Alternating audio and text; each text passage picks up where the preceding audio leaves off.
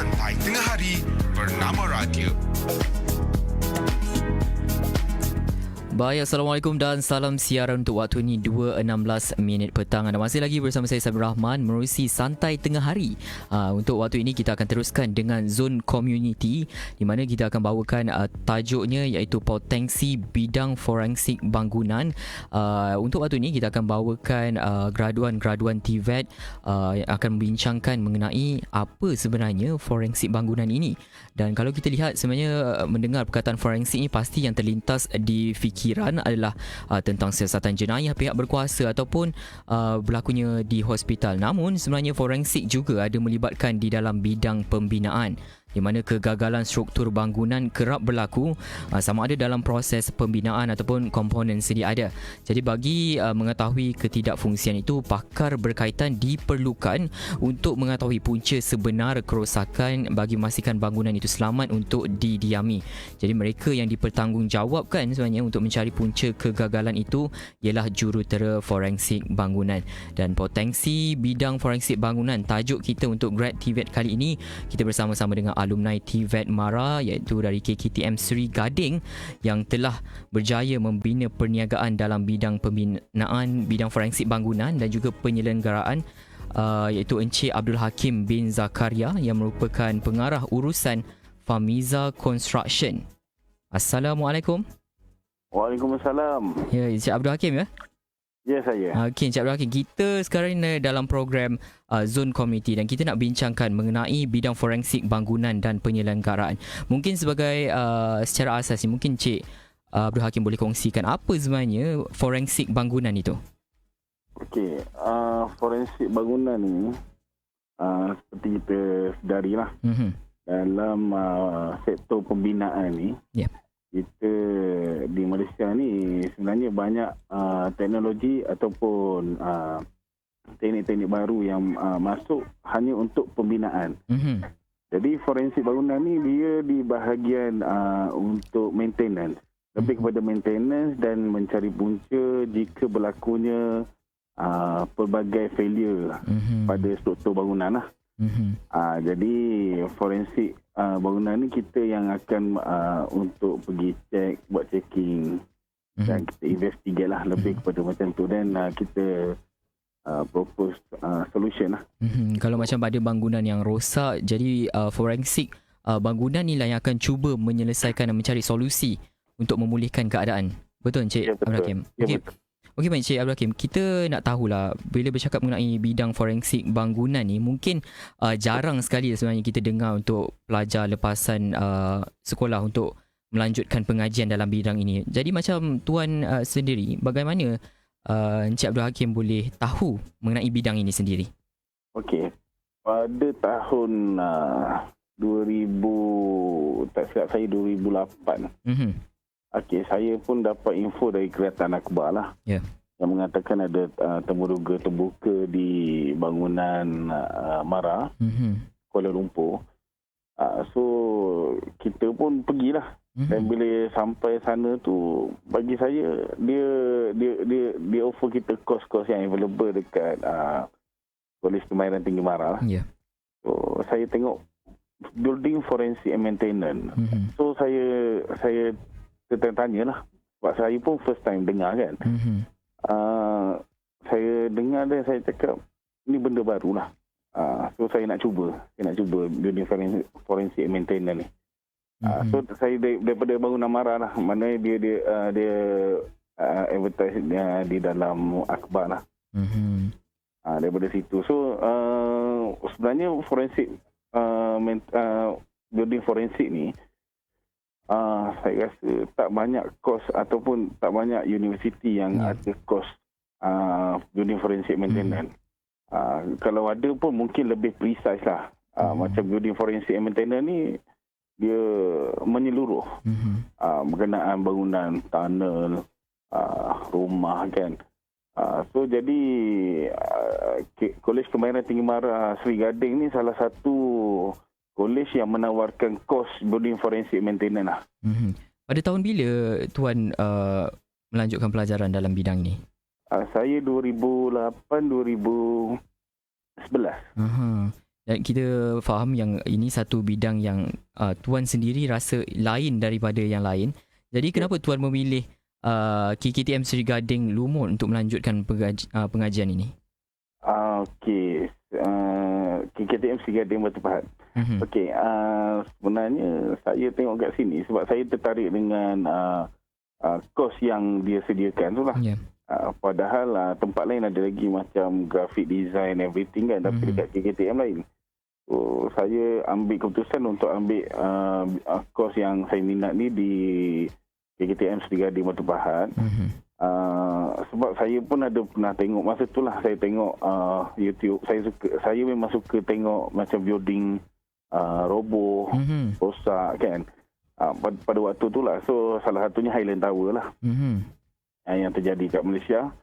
So saya tengok kat situ ada seorang engineer daripada, tak silap saya, Denmark atau Jerman, saya tak sure. Tapi dia cakap dekat Malaysia ni akan datang, pada masa akan datang, Malaysia memerlukan pakar-pakar untuk maintenance bangunan. Yeah.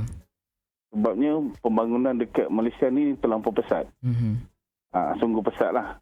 So jadi pada masa akan datang, mungkin 5 ke 10 tahun akan datang, bahagian maintenance ni kekurangan pakar. Jadi tidak salahlah Tuan memilih bidang forensik bangunan ni untuk menjadi salah satu bidang yang Tuan pilih. Okey, dari sepanjang tempoh pembelajaran Tuan di KKTM itu, mungkin Tuan boleh kongsikan apa konten pembelajaran dalam bidang forensik bangunan ini? Okey, dari KKTM, semasa kita belajar kat sana, konten yang saya dapat sangat banyak. Sebabnya kita didedahkan 60% secara amali dan 40% tak silap saya secara teori lah. Okey, so amali ni macam KKTM ni dia menyediakan tempat-tempat untuk kita merasai dan membuat kerja-kerja di tapak bina. So dekat sana komponen-komponen kerja, tools dengan everything lah, macam dekat dapat bina tu semua ada dekat kolej ni. So kita boleh menggunakan untuk membuat projek-projek semester kita lah. Lagi satu, kolej ni juga banyak membuat site visit luar. Di mana-mana company yang sedang membina ataupun sedang membaiki struktur. So pendedahan macam ni saya rasa memang yang antara yang terbaik lah. Jadi kemudahan yang diberikan oleh KKTM sendiri dengan hands-on dan praktikal kepada pelajar sedikit sebanyak memang membantu Tuan dalam bidang forensik bangunan ini. Ya.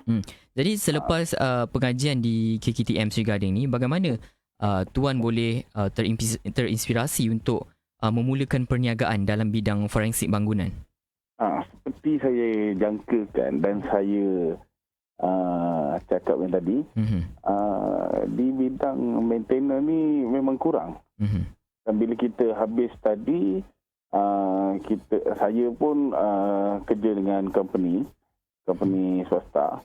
Bila dalam masa kerja tu memang kita dah nampak permintaan dia tu agak tinggi pada masa tu. Bila saya masuk je bidang maintenance ni, saya tengok memang sangat-sangat tinggi dalam bidang ni. Dan kalau ikutkan sekarang ni, kalau ikutkan rakyat tempatan ataupun lokal, tak ramai lagi menceburi bidang ni berbanding dengan warga asing. So seeloknya kita sebagai rakyat Malaysia ni orang kata menerajulah bidang maintenance ni. Jadi berapa lama Tuan dah memulakan perniagaan dalam bidang forensik bangunan ni? Saya sejak saya grad 2011, 2012 awal tahun saya dah start lah. Bagaimana dengan sambutan orang ramai? Adakah mereka sedar bahawa kepentingan forensik bangunan itu? Okey, so far alhamdulillah. Saya bagi contoh lah. Dulu orang beli rumah.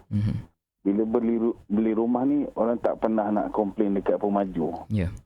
Okey, sekarang bila kita buat pendedahan, apa hak kita, apa yang sepatutnya kita dapat dan bagaimana kita nak beli rumah dan berbaloi orang kata. So, bila adanya bidang forensik ni macam saya pergi, saya akan propose dengan tuan rumah, kita boleh buat checking untuk rumah struktur dia punya architecture punya barang kan.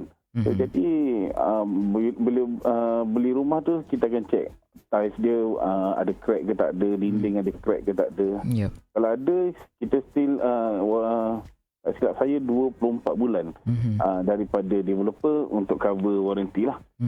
So boleh claim lah. So itu salah satu pendedahan dan sambutan yang amat memberansangkan lah. Jadi masyarakat sebenarnya sedar betapa pentingnya ya bidang forensik bangunan ni untuk keselamatan mereka sendiri juga rupanya. Betul. Jadi tuan tadi juga ada kongsikan mengenai kepesatan bidang ini dan juga pembangunan di negara kita sendiri. Di mana bidang ni juga mempunyai potensi yang amat baik kalau kita lihat dari sudut kerjaya dan juga perniagaan itu sendiri.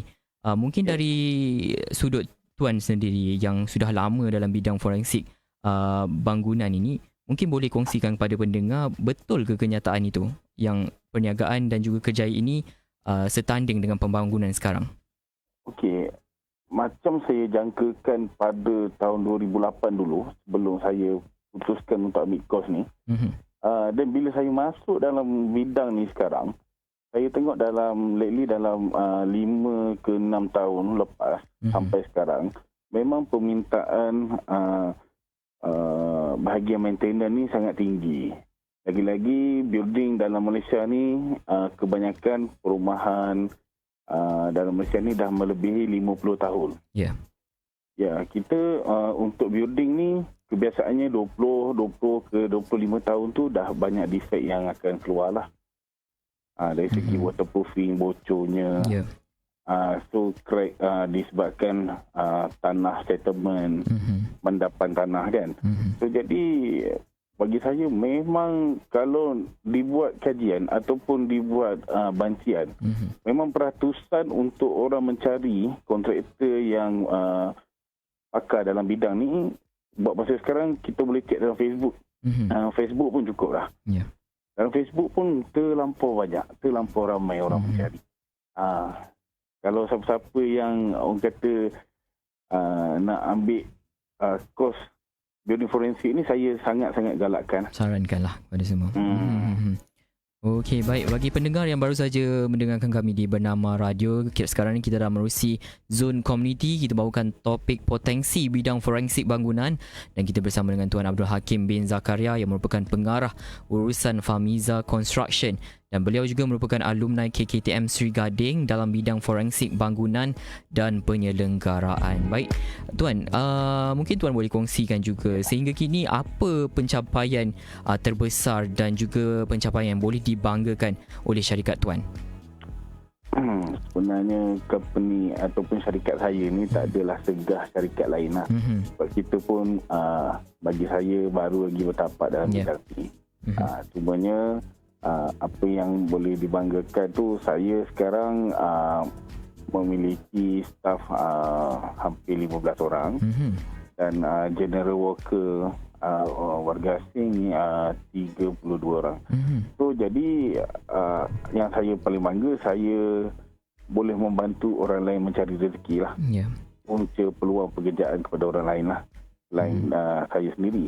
Dan yang keduanya, dari segi projek tu, kita sekarang pun dah menaik taraf lesen ZDB kita kepada G2. Tu saya cakap kecil lagi lah, walaupun G2, tapi so far Alhamdulillah kita pun dah start ambil job kerajaan. Sebab sebelum ni saya fokus kepada swasta. Lebih kepada house renovation. Kita buat bungalow house individu dan kerja-kerja repair lah. Tapi saya lebih berminat buat macam kerja-kerja repair struktur. Sebab dekat Malaysia ni ramai yang buat bangunan tanpa struktur pun ada. Jadi sebab dia kadang-kadang direct dengan warga asing, So yang ini melalui penilaian kita lah, pemerhatian kita tengok diorang tak ada design load, diorang tak ada design untuk structure. Jadi hadirnya kita ni, kita boleh improvekan lagi lah. Dan benda yang tu memang amat penting dalam pembinaan. Jadi perkara sebegitu sebenarnya tidak selamat untuk dilakukan ya tuan? Tidak selamat, sangat-sangat tidak selamat. Dan walaupun diorang dinding ataupun bangunan tersebut boleh didirikan tanpa tiang, dia bukan untuk jangka masa lama. Dan kita dah banyak jumpa bahagian dapur terutamanya kebanyakannya menambah buat penambahan bangunan di bahagian dapur tidak menggunakan ground beam ataupun upper beam. So untuk dia lebih kepada penjibatan, tapi saya rasa ini struktur penting. So benda ni memang kena ada. JKR sendiri pun tidak akan meluluskan ataupun mana-mana PBT pun tak akan meluluskan jika struktur ni tak ada. Tapi itulah kesedaran dekat lokal sekarang ni. Penduduk tempatan saya tengok mungkin dah naik 30 ke 40% lah. Banyak tuan. Dalam 5-6 tahun ni lah. So Alhamdulillah kesedaran tu dah ada. So jadi benda-benda ni saya cuba terapkan lah. Maknanya benda yang penting untuk keselamatan ni kita kena terapkan. So company kita salah satulah sebab kita cover area KL dengan Selangor.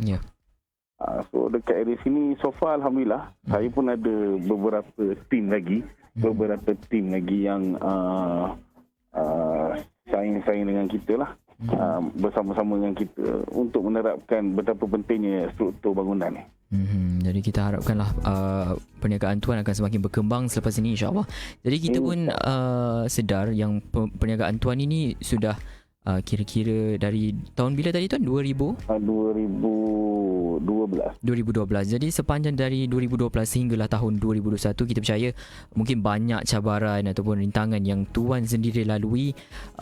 Mungkin tuan boleh kongsikan kepada pendengar dan antara pengalaman yang tuan rasa perlu give up lah untuk waktu itu, dan apa yang membuatkan tuan bangkit kembali? Ada tak tuan? Ada. Okey. Kalau kata tak ada tu mustahil. Sebab jatuh bangun ni asam garam dalam perniagaan lah. Dan saya pun masa tu pun berumur baru 20-an. 22. Kurang lebih 22. Masih muda tuan. Ya, saya sangat muda masa tu dan sangat mentah dalam bidang ni. Jadi memang kita akan ditipu. Yang pertama kita akan ditipu. Yang kedua kita akan melakukan kesilapan lah. Okey. So jadi memang pada tahun 2012 sampai 2014 untuk saya establishkan company ni memang cukup orang kata susah. Memang sangat-sangat susah. Dengan kita punya persaingan lagi apa semua kan. Tapi sebenarnya kalau kita fokus dan kita ada vision dan mission, saya rasa semua kesusahan tu insya-Allah boleh ditangkis lah. Dan kita boleh hadapi lah. Saya pernah hampir bukan hampir bankrupt. Saya 2013 saya diisytiharkan bankrupt.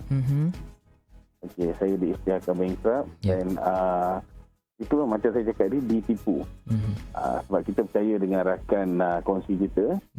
So bila kita dah buat loan apa semua, saya ditipu lah. Saya terpaksa menanggung loan tersebut. Hampir 400,000. So saya menanggung sendiri. Tapi so far Alhamdulillah, pada tahun 2014 hujung tahun saya dah full settlement loan tersebut. So jadi kita boleh bangkit balik kalau kita nak, insyaAllah. Jadi siapa yang membuatkan tuan bangkit ketika itu? Adakah keluarga ataupun? Kalau memberi semangat tu tak lain tak bukan isteri dan anak saya lah. Dia salah satu orang kata punca kita punya semangat lah. Dan tak lupa juga mak saya yang selalu bagi nasihat kat kita. Supaya dalam perniagaan ni yang paling penting ni mak saya sendiri yang pesan, untung ke rugi jangan menipu orang. Saya pegang. Ini saya pegang. Itu ada prinsip lah. Prinsip saya tu. So Alhamdulillah sampai sekarang walaupun kadang kita tak ada job kan, kadang bukan maksudnya kita duduk rumah pun ada orang call. Kita duduk office tengah simpan ada orang call. Maknanya dekat sini kita nak trust orang. Orang punya trust, maknanya kerja kita, kualiti kita tu kita kena jagalah. Dalam situasi pandemik COVID-19 ni, dalam situasi PKP ni tuan, ada tak sedikit sebanyak terkesan juga sebenarnya dengan perniagaan tuan? Okey, kalau bercakap tentang pandemik COVID ni, construction memang dibenarkan berjalan biasa. Tapi untuk mendapatkan job-job baru tu, ada sedikit kekangan lah. Contohnya kita nak merentas negeri, kita nak merentas daerah kan, untuk site visit apa semua tu ada sedikit kekangan lah. Tapi so far Alhamdulillah, syukur masih lagi berjalan seperti biasa. Semua ikut SOP lah. Okey, baik Bon. Kini kita tahu juga tuan merupakan seorang usahawan yang menggunakan ilmu, segala ilmu pendidikan TVET itu sebagai asas. Dan mungkin tuan boleh kongsikan kepada pendengar tentang kejayaan tuan ini mengenai pendidikan TVET di KKTM sendiri, yang mana membantu dalam perniagaan tuan dari sudut perniagaan. Okey, seperti saya cakap tadi, memang Kolej Kemahiran Tinggi Bara ni banyak membantu dan pembelajaran di Kolej Kemahiran Tinggi Bara ni banyak pendedahan kepada amali lah. Maknanya skill kita, skill worker. Jadi kalau kita nak membina satu-satu syarikat ataupun satu-satu produk ataupun perkhidmatan, kita sepatutnya kena start daripada bawah lah. So kalau kita mengenali cara untuk mengendali sesuatu keadaan ataupun bisnes tu, kita nak kena start pada zero dan kita akan naik slow-slow lah. So dekat Kolej Kemahiran Tinggi Bara ni, subjek dia tu pun bagi saya sangat-sangat bagus. Sebabnya STEM pertama, STEM kedua tu ambil basic. STEM kedua dan ketiga tu dah ada entrepreneurship. Maknanya bukan belajar building semata-mata. Dia terus terapkan bagaimana nak bagaimana untuk membina perniagaan. Oh, jadi diberikan juga ilmu perniagaan sewaktu dalam bidang forensik bangunan ini. Dan yang ni tak silap saya dekat Kolej Kemahiran Tinggi Bara ada 5 course. So 5 course wajib lah untuk entrepreneurship bila SEM 2 dan SEM 3 tak silap saya. Saya pun dah lupa. Tapi memang ada. So bagi saya itu sangat-sangat membantu. So saya pun bila saya dah belajar entrepreneurship ni, kita tengok bagaimana dia usahawan ni bagaimana nak terapkan dalam diri ni, nak berniaga. Selain berada dalam industri, boleh juga berniaga di masa yang sama. Betul. Bila keluar nanti boleh menjadi pakar ataupun boleh membuka perniagaan company sendiri. Itu satu kelebihan lah yang diberikan oleh KTM sendiri kepada pelajar-pelajar TVET. Yang ni yang amat-amat bagus lah.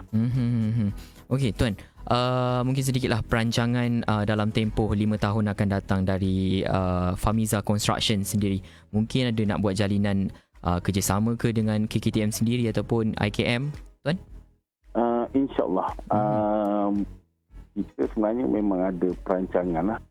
So ni, tapi sebelum ni pun kita banyak bantu kolej dari segi bagi speech, semangat kepada student-student yang baru masuk dan kita bagi pendedahan awal lah. Kita pun ada di invite oleh Kolej Kemahiran Tinggi Bara sendiri, Batu Pahat, untuk bagi space pula. Tapi kalau untuk kolaborasi, saya pun ada planning untuk insyaAllah lah. Kita pun tak tahu pandemik COVID ni sampai bila. Betul. Tapi untuk jangka masa panjang ni, kita akan membuat satu orang panggil site visit daripada college, student, bahagian forensik, untuk datang ke site kita, mana-mana site kita yang sedang berjalan, dan kita memberi pendedahan secara live lah kat sana. Itu mungkin akan disusun semula lah.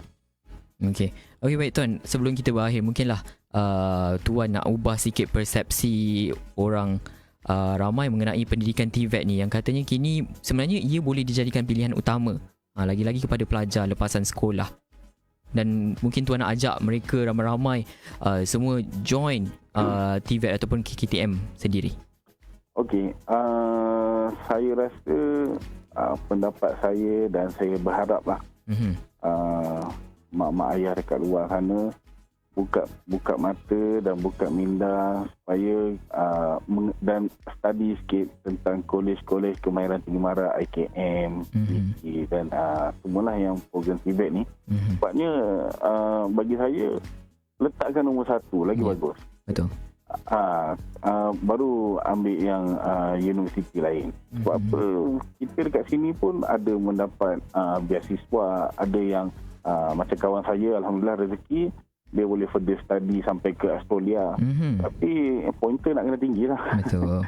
So jadi peluang-peluang tu pun ada dekat Kolej Kemahiran Tinggi Mara. Bukannya hanya di universiti lain yang boleh further study di luar negara. So yang ni pun mesti dapat sponsor ataupun beasiswa. Ya, itu satu peluang keemasan juga yang diberikan oleh Mara kepada pelajar-pelajar. Ya, betul. Jadi tidak rugi. Bagi saya memang tidak rugi. Dan Kolej Kemahiran Tinggi Mara ni, sebab saya setiap tahun dipanggil, saya pergi saya tengok setiap tahun ada upgrading dari segi barang. Yang terbaru saya tengok backhoe. Mungkin tahun depan ada excavator kot dekat sana. Fasiliti semua semakin bertambah baik lah kita dari tahun ke tahun. Memang baik. Saya pergi pun saya impress lah. Saya tengok, alhamdulillah. Saya tengok kat sana. So untuk anak-anak mendapat skill dari awal, saya rasa kolej kemahiran ni, mana-mana kolej kemahiran ni boleh masuk. Anda Mara. Okey, baik. Tuan, sebelum kita berakhir, mungkin tuan nak kongsikan kepada pendengar macam mana nak hubungi Famiza Construction ni untuk dapatkan khidmat tuan. Okey, untuk mendapatkan khidmat kita, kebiasaan saya bagi nombor saya lah. Sebab melalui email banyak lag. Kebanyakannya lag. Okey, so boleh hubungi kita di talian 011 11 420 277. Okay. Ada laman sesawang ataupun Instagram atau Facebook yang mereka lebih? Sekarang semua di hujung jari. Ya, betul. Di Facebook pun ada Renovation Work Center. Okey. Baik, terima kasih Tuan Abdul Hakim bin Zakaria kerana sudi bersama kami dalam Zone Community dan berbincang mengenai potensi bidang forensik bangunan. Terima kasih Tuan. Okey, sama-sama. Okey, baik, itu dia tadi kita bersama dengan Tuan Abdul Hakim bin Zakaria yang merupakan pengarah urusan Famiza Construction dan beliau juga merupakan alumni KKTM Sri Gading dalam bidang forensik bangunan dan penyelenggaraan, dan kita mahu topik potensi bidang forensik bangunan. Sikit sebanyak kita dapat kongsikan kepada anda mengenai kepentingan forensik bangunan itu sendiri. Jadi terima kasih kerana setia bersama kami. Terus dengarkan kami di Bernama Radio, stesen berita bisnes pilihan anda. Program itu tadi dibawakan oleh Unimai, membina warga digital di Universiti Teknologi Digital Premier Cyberjaya. Unimai